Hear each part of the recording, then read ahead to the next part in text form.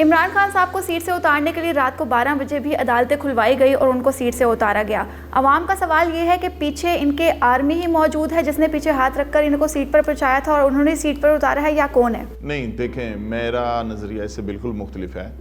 Power کی، اقتدار کی، طاقت کی سرچشمہ جو ذات ہے وہ بیسیکلی اللہ پاک نے عوام کو بنایا ہے۔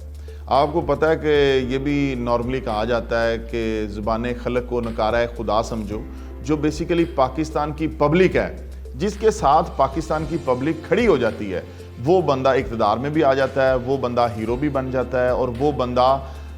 فتح بھی کر لیتا ہے ہر چیز کو، اور وہ ہر چیز کے لیے کامیابیاں بھی لے آتا ہے۔ یہ ایک اصطلاح پائی جاتی ہے ہمارے معاشرے کے اندر، اور ایک ریومر پائی جاتی ہے کہ فوج کسی کو لے کے آتی ہے۔ اب دیکھیں، ہماری فوج 6 لاکھ ہے، ٹھیک ہے، اور ہماری جو عوام ہے وہ 22 کروڑ ہے، تو ووٹ کون ڈالتا ہے؟ فوج تو ووٹ نہیں ڈالتی ہے، فوج تو فیسیلیٹیٹ کرتی ہے چیزوں کو۔ فوج دیکھیں، ہمارے ملک کے اندر اگر زلزلہ آ گیا ہے، ہمارے ملک کے اندر سیلاب آ گیا ہے، ہمارے ملک کے اندر کوئی کرونا آ گیا ہے، بیماری آ گئی ہے، تو بارڈر پہ بھی وہ لڑتے ہیں، وہ یہاں پہ بیماریوں کے ساتھ بھی لڑتے ہیں، وہ اندرونی مسائل سے بھی لڑتے ہیں، وہ بیرونی طاقتوں سے بھی لڑتے ہیں۔ اور آپ دیکھیں کہ سب سے زیادہ ٹف لائف ہمارے ملک میں ایک فوجی کی ہوتی ہے۔ یہاں جتنے مرضی، چاہے کوئی لیبر کلاس میں کام کر رہا ہے، کوئی کسی آفس میں کام کر رہا ہے، آپ بلیو کریں کہ بارڈر کے اوپر اپنا سینہ گولیوں کے سامنے کھڑا کر دینا 12 گھنٹے، اور دن اور رات اور سردی اور گرمی کی پرواہ کیے بغیر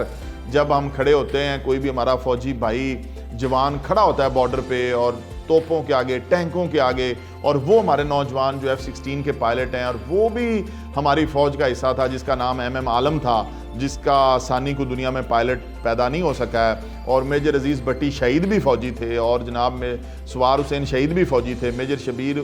شریف شہید بھی فوجی تھے۔ تو ہماری فوج کے جو کردار ہے اور جو ان کی قربانیاں ہیں، اس کی وجہ سے آج پاکستان سلامت ہے۔ فوج نے ہمیشہ اس وقت اپنا اتنا رول پلے کیا ہے کہ جس سے پاکستان کے لیے بہتری ہو سکے۔ ہاں، البتہ فوج کے اندر بھی کوئی فرشتے بھرتی نہیں ہوئے ہیں، نہ ہی وہ کوئی اللہ تعالیٰ نے ان کو کوئی ایسی سند دے کے نازل کیا ہے کہ ان کا احتساب نہیں ہو سکتا یا ان کی کسی بات کے اوپر تنقید نہیں کی جا سکتی۔ بالکل، اگر ہم ان کے اندر کوئی برا عمل دیکھیں گے، بری بات دیکھیں گے، کوئی کریکٹر لیس چیز دیکھیں گے، ہم اس پہ ضرور تنقید کریں گے، لیکن تنقید برائے اصلاح ہونی چاہیے۔ جو لوگ ہمارے اس ماتھے کا، آپ جومر کہہ لیں ان کو، ہمارے سپہ سالار جو ہیں فوج کے، جو ہماری پوری پاک فوج ہے، جو دن رات اس ملک کے تحفظ کو یقینی بنائے ہوئے ہے، تو اس کے وہ فوج تو ہمارا فخر ہے۔ اس کے لیے ہم کیسے کہہ سکتے ہیں کہ یا کوئی بھی بندہ اس پہ اٹھ کے تنقید کر سکتا ہے؟ ذوالفقار علی بھٹو جب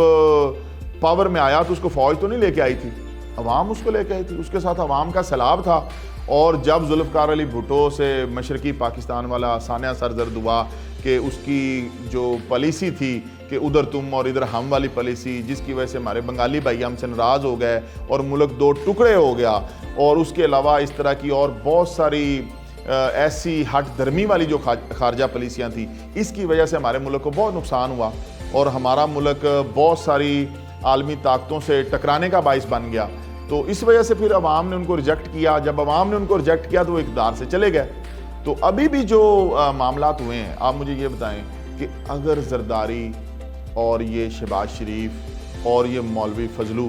اور یہ جو لوگ ہیں، اگر یہ لوگ آپس میں اکٹھے ہو کے عمران خان کے خلاف نہ آتے تو فوج کیا کر سکتی؟ جو لوگ فوج کو بلیم دیتے ہیں، ان کو بلیم اصل بندے کو دینا چاہیے۔ چور کو بلیم کریں، جس نے چوری کی ہے، جس نے آ کے ڈاکہ ڈالا ہے۔ تو بیسیکلی عمران خان کے خلاف جو لوگ کھڑے ہوئے، جنہوں نے لابنگ کی، جنہوں نے اکٹھے ہو کے عمران خان کو سیٹ سے اتارا، اقتدار چھینا اور ایک ہنستے بنستے پاکستان کو اجاڑ دیا، ہمیں ان لوگوں کو تنقید کرنا چاہیے۔ فوج کو اس میں مرود الزام ٹھہرانا بالکل درست نہیں ہے۔ فوج ہمیشہ، میں یہ بات دعوے سے اور چیلنج سے کہہ سکتا ہوں کہ کوئی بھی شخص جو عام شہری ہے وہ کسی بھی فوجی سے زیادہ محب وطن تو نہیں ہو سکتا، جو بندہ 24 گھنٹے پیرے پہ کھڑا ہوا ہے۔ اس لیے میرا یہ ماننا ہے کہ ہمیں فوج کو تنقید کا نشانہ نہیں بنانا چاہیے، ان کرپٹ اور چور سیاستدانوں کو تنقید کا نشانہ بنانا چاہیے جو اصل میں اس کی ریزن ہے۔